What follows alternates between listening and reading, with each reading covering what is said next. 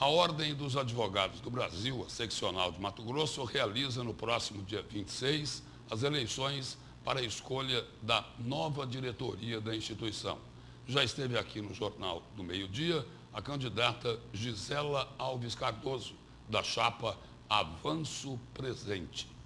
E hoje participa desta edição do Jornal do Meio-Dia o candidato à presidência da seccional de Mato Grosso, da chapa Nova OAB, o advogado Pedro Paulo Peixoto. Boa tarde, seja muito bem-vindo aqui no Jornal do Meio-Dia. Boa tarde, Camila.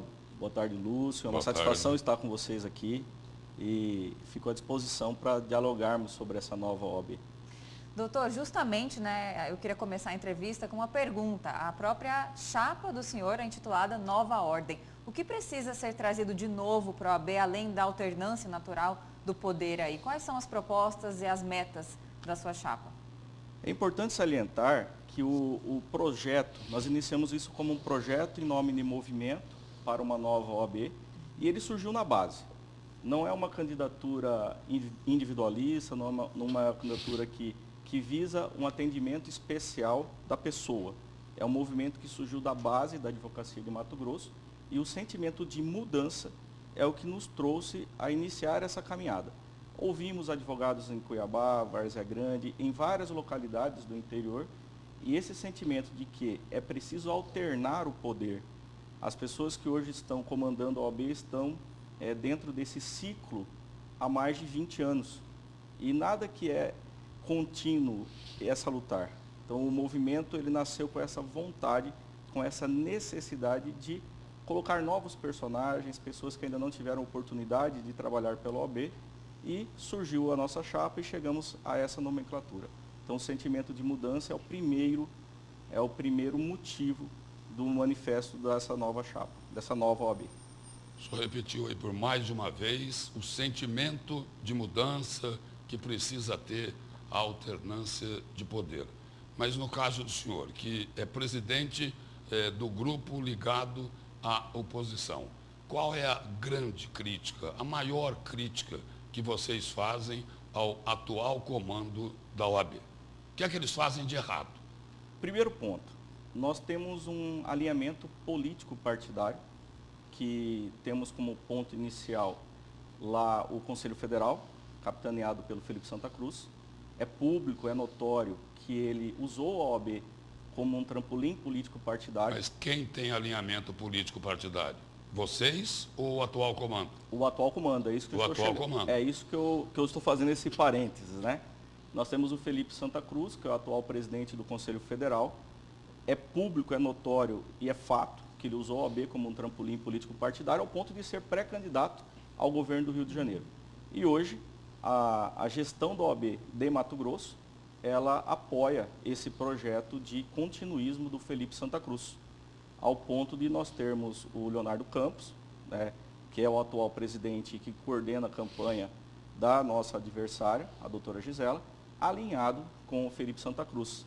E o próprio Leonardo Campos, ele noticia que ele é o coordenador geral de sucessão desse continuismo do Felipe Santa Cruz. Então, o primeiro ponto de destaque e de repúdio é esse alinhamento político partidário feito em nome da OAB. A OAB, me desculpe, Camila, o sentimento da advocacia da base é que a advocacia de Mato Grosso não concorda com o alinhamento político partidário do Leonardo Campos com o senhor Felipe Santa Cruz. Então, esse é o primeiro ponto de partida para essa nova OAB. Nós não queremos esse alinhamento político partidário, principalmente com o senhor Felipe Santa Cruz. Doutor, agora sim, vou fazer a pergunta. Mas essa questão do alinhamento político partidário, a que o senhor se refere, seria uma isenção quanto a uma posição política da OAB, porque isso tiraria a credibilidade da instituição, ou não? É porque vocês pretendem seguir uma outra linha política? Como seria isso? Eu substituiria a palavra isenção por independência. Independência. A OAB ela não pode ter um alinhamento político partidário com partido de esquerda, com partido de direita. A OAB ela precisa ser independente. Como entidade. Como entidade. Né? Toda vez que o presidente da OAB se manifestar, deve ecoar um manifesto técnico-jurídico e não um manifesto político partidário, como acontece hoje. A OAB ela não vai ficar omissa, Lúcio. Ela não vai ficar omissa quando ela precisar se posicionar. O que nós estamos dizendo é que nós somos independentes. o atual comando da OAB já até admitiu aqui, nesse próprio programa, o atual presidente Leonardo Campos, que um dos apoiadores dessa chapa é o advogado Francisco Fayad, muito ligado ao MDB. Me parece que, inclusive, é o presidente do MDB aqui de Cuiabá, não é isso? Mas muito ligado ao MDB. Essa influência partidária também tem na sua chapa? Não. Nós temos um grupo de trabalho. Não tem nenhum político que apoie sua chapa? Nós temos políticos que apoiam a nossa chapa, mas principalmente, e esse é um registro que eu preciso deixar aqui, nós temos advogados de profissão e que temporariamente ocupam um cargo eletivo que apoiam o nosso projeto. Mas Francisco Fayad também é advogado. Contudo, não participam da coordenação da nossa campanha e não ocuparão espaço dentro da nossa chapa. Então, em relação ao Francisco Fayad, é importante que se faça a comparação dos políticos, dos que estão políticos que apoiam a nossa chapa, com os políticos que apoiam a outra chapa. Um deles é o vereador Diego Guimarães, se eu não me engano. Que é advogado, é professor universitário e declarou apoio à nossa proposta, à nossa proposta de renovação. Mas não acaba se misturando a política, inevitavelmente, né? Não, porque ele não ocupa nenhum espaço dentro da nossa chapa. É um manifesto do advogado Diego. Certo. É um manifesto. O Diego, ele é, como eu disse, ele é advogado, ele é professor e declarou apoio, diferentemente do que acontece na outra chapa, que a coordenação passa pela mão do Francisco Fayad. O senhor mudaria o quê ganhando a presidência da OAB aqui de Mato Grosso? Qual seria o seu primeiro ato como presidente da entidade? O primeiro ato é, como eu disse, a OAB ela precisa se desvincular dos espaços políticos partidários para poder ter independência. A OAB ela precisa ser tratada como uma empresa e não como um grupo de pessoas que se reúnem para defender uma classe. Então, dentre os pontos que nós entendemos que podem melhorar a OAB, a OAB não defende mais a sociedade, no caso aqui de Mato Grosso? Em que sentido o senhor me pergunta? Porque é a Casa da Cidadania, não tem que defender a sociedade? Por falar em Casa da Cidadania, é um contrassenso, às vezes, você perceber um grupo que quer perpetuar no poder há mais de 20 anos. Porque nós atendemos a democracia, esperamos que seja um governo do povo, pelo povo e para o povo.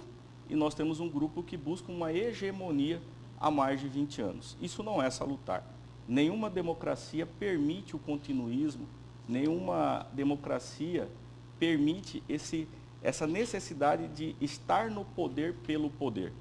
E quando eu disse que nós temos uma ideia diferente para a OAB, que é tratá-la como uma empresa, é a criação, por exemplo, de um conselho gestor. A ideia do conselho gestor é trazer soluções para o dia a dia da advocacia de forma mais célere. Quando um advogado ou uma advogada tem algum problema no seu dia a dia da advocacia, ele vai se recorrer à OAB para que a OAB resolva de forma mais rápida esse teu problema. Um exemplo, acompanhando, fiscalizando o andamento processual para que ele se dê de forma mais célere, acompanhando também as emissões, por exemplo, dos alvarás e de qualquer ato processual que facilite o dia a dia da advocacia. É isso que a OAB precisa fazer. E hoje, no período de pandemia, que foi o período que nós mais sofremos para poder exercer a nossa profissão, a OAB silenciou-se. Em relação a isso, inclusive, eu sei que a sua chapa, né, o senhor recorreu de uma decisão da primeira vara da Justiça Federal que impedia advogados e advogadas inadimplentes durante a pandemia de votarem. O senhor acredita que esse recurso vai ser recebido, vai ter sucesso? Porque já tem umas decisões contrárias do STJ, por exemplo. O que eu posso garantir para os advogados e advogadas de Mato Grosso é que nós vamos lutar sempre para que o justo seja feito. A nossa medida, Camila, foi uma medida de empatia. Nós sabemos que no período de pandemia, que foi o momento que o advogado mais sofreu, muitos deixaram de recolher anuidade por falta de oportunidade financeira. Então, o nosso trato, a nossa medida judicial, foi justamente trazer esse sentimento de empatia, se colocar no lugar do próximo. E, diferentemente do que vem dizendo a chapa opositora, o nosso pedido foi exclusivamente para os advogados inadimplentes no período da pandemia, que vivíamos um estado de exceção. Durante esse período. Durante esse período, e também não é um perdão de dívida, é apenas deixar que o advogado e a advogada inadimplente, neste período, possa exercer o seu direito de voto. O que foi rechaçado pela situação, que demonstra pouca empatia com o advogado. E são muitos advogados. São muitos advogados, inclusive. O senhor tem os números? Nós temos essa nota de corte, então eu não consigo te precisar em números a quantidade, mas é um número expressivo de colegas que deixaram de adimplir justamente nesse período. E nós entendemos que a empatia, ela tem que superar a raiva, porque essas atitudes raivosas de impedir o advogado que momentaneamente passa por problema, não é o papel da OAB. A OAB precisa se colocar no lugar do advogado, encontrar a solução para os problemas e não criar mais um. Doutor, muito obrigada pela sua participação aqui, as informações prestadas no Jornal do Meio-Dia e uma boa tarde. Muito obrigado, Camila, muito obrigado, Lúcio. E eu fico à disposição para outras oportunidades de estarmos aqui.